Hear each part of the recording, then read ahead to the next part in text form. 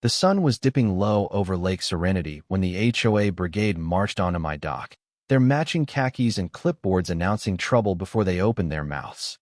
I was threading shrimp onto skewers, planning a quiet evening of minding my own business, when the clatter of their loafers hit the cedar planks I'd laid myself. Ellen, the HOA president, led the charge, her smile sharp enough to cut glass. She declared my dock-me private sanctuary had been designated for community use, as if I'd won a lottery where the prize was strangers trampling my peace. Her second-in-command, Tom, mumbled something about lakeside unity and handed me a glossy pamphlet listing sunrise yoga, paddleboard classes, and moonlit mixers. I handed it back, told him paper doesn't open my gate, and asked what law turned my property into a public park. Ellen waved at the lake like she owned the ripples and cited a new community resolution allowing residents to borrow private docks for shared enjoyment. I glanced at my dock, then at her smug clipboard, and felt my patients wave goodbye. They left, smug as ever, while I called my lawyer, Mark, who picked up on the first ring because I'm his least chaotic client. HOA rules are ironclad until they're nonsense, he said. This is nonsense. Send me their notice, and don't do anything crazy. I promised to behave, but my mind was already measuring cedar posts for a fence. This dock wasn't just wood and nails. I'd bought this place on Lake Serenity, a quiet corner of Willow Creek, Virginia, in the summer of 2023, after my wife, Clara, passed. The house was a refuge, the lake a keeper of secrets. I rebuilt the dock plank by plank under starlight, the only sounds my hammer and the water's whisper. It was my promise to myself, a place to stand over deep water and trust what held me. So when Ellen's notice arrived, claiming my dock for the neighborhood, something in me clicked like a locked gate. I dug into the HOA's covenants and restrictions, coffee going cold beside me. There it was, a clause requiring my written consent for any board action affecting my exclusive property rights. Ellen's pamphlet, complete with a cartoon kayaker, had no such signature. I drove to the county office, pulled the plat map, and confirmed my lot line ran straight to the water's edge. The HOA's public access was half a mile away, overgrown with weeds because they'd rather fund ego projects than clear brush. The first wave of community access hit Saturday at 7 a.m. A guy in sunglasses, calling himself Commodore Carl, led a parade of towels and coolers, ignoring my private property sign. I stepped out with coffee and a smile sharper than a fishhook. "Show me the key to my gate," I said. He waved Ellen's notice like a flag. "Paper doesn't climb a latch," I replied. Ellen appeared, scolding me for being unneighborly. I told her to schedule her yoga where her authority paid the mortgage. Neighbors watched, phones out, filming the neighborhood's latest drama. By noon, I was at the hardware store, picking out cedar posts, steel mesh, and a lockable gate. The clerk asked if I was keeping something in or out. "Both," I said. By Monday, a waist-high fence wrapped my shoreline, polite but unyielding, with a small mailbox for dear neighbor notes. Ellen and the property manager, Greg, showed up with a new notice, threatening fines for obstructing community enjoyment. I handed them my plat map and asked where their shoreline was on my deed. Ellen pivoted to safety concerns for imaginary children.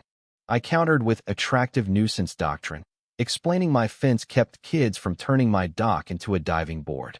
She didn't like my tone or the law. They threatened court. I said judges love reading about HOA overreach. The HOA called a crisis meeting at the Willow Creek Clubhouse, flyers screaming about lakeside equity. Ellen preached about sharing while I asked if she'd read the bylaws. A realtor, Nathan, slid me an offer to buy my lot, claiming my fence hurt property values. I asked if his generous price included my grief, since he suggested naming a new community dock after Clara as a peace gesture. My throat caught, but I folded my map like armor. "Her name isn't for sale," I said. The room split. Some wanted convenience, others respected deeds. A vote to censure me for unneighborliness passed narrowly, tasting like sour grapes. That night, I caught two teens sneaking under my fence. My floodlight sent them scrambling, leaving a soda can and a paddle. I slept poorly, sensing trouble brewing. A certified letter arrived, threatening an injunction and daily fines unless I removed the fence. I found a better move. past the public access. A forgotten county-owned strip touched the lake perfectly. I contacted Lisa, the county coordinator, and pitched a public launch site. She loved it. By Thursday, we had a deal. The county would provide materials, I'd supply labor, and we'd build a public ramp with ranger oversight. Volunteers, firefighters, and engineers signed on. When Ellen learned, she called, demanding my endgame. I said I was giving her the access she wanted, just not on my dock. The county ramp opened Saturday, 2024, with volunteers digging and joking. Ellen tried to claim it needed HOA approval. Lisa shut her down. This is county land. A neighbor, Sam, revealed the HOA's Shoreline fund had enough to build their own dock, but sat unused while they coveted mine. Then the sabotage began. Someone cut my fence and left lawn chairs and vodka on my dock. My cameras caught Ellen and 2 others trying to pry my gate loose. I sent the footage to the sheriff, who issued trespass warnings. The HOA doubled down, bolting a community access banner to my dock and setting up a sign-in table. Lisa removed the volunteer running it, and I documented the damage. My attorney filed a countersuit for harassment and vandalism, citing the easement, footage, and county support.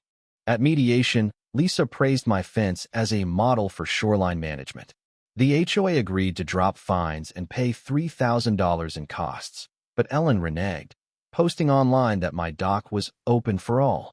She even used my dock's photo to advertise a community Pier event at the county ramp. The final straw came when my cameras caught Ellen with a crowbar, trying to sabotage my dock. The sheriff issued a criminal citation. At the court hearing in March 2025, my attorney presented the evidence, videos, reports, and the easement. The judge ruled in my favor, nullifying fines, awarding $10,000 in damages, and ordering the HOA to clarify bylaws against seizing private property.